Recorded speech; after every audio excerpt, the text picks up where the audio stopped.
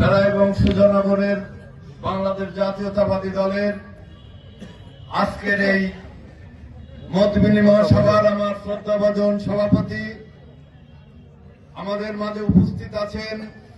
আপনাদের আমাদের সবার প্রিয় নেতা একেএম সেলিম রেজা হাবিব, যার জন্য আমরা এখানে সমবেত হয়েছি। আমরা যারা বক্তব্য দিচ্ছি এবং যারা বক্তব্য দিতে পারেন নাই বা বক্তব্য দিতে জানেন না, আমি জানি আমাদের চাইতেও আপনারা জনপ্রিয় লোক।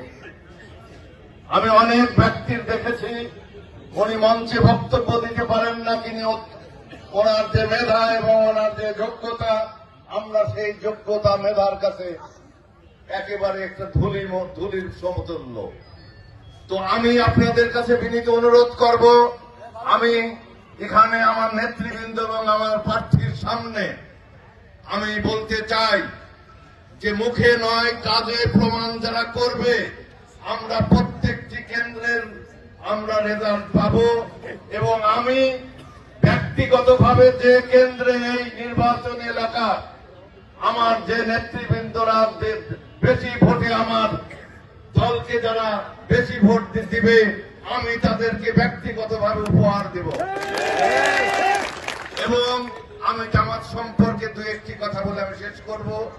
শোনা জামাত বলছে যে রোজা, নামাজ, হজ, যাকাত এর চাইতে নাকি ওনার ভোট মূল্যবান।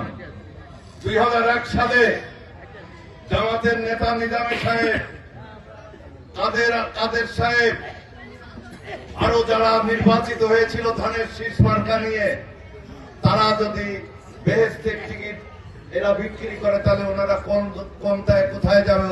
ওনারা তো ধানের শীষ মার্কা নিয়ে নির্বাচিত করে সংসদ সদস্য হয়েছিলেন। আজকে জামাতরা বলছে জামাতে দাঁড়িপাল্লায় ভোট না দিলে বেহেশতে পাওয়া যাবে না, তাহলে ওনারা কি দোজখে যাবে? জামাতের কাছে আমার প্রশ্ন থাকলো। আমি হাসিনা সম্পর্কে সামান্য একটি কথা বলবো। আমাদের নেত্রী 2 কোটি টাকার জন্য 15 বছর জেল দিয়েছিল। কত ভরি সোনা বাড়াইছে বলেন? 1682 ভরি। সবাইকে ধন্যবাদ দিয়ে আজকে থেকে আমরা নির্বাচনের মাঠে ঝাঁপিয়ে পড়ব, এই আশা আপনাদের কাছে রেখে আমার বক্তব্য। ধন্যবাদ। এখন বক্তব্য রাখবেন আমাদের আজকের এই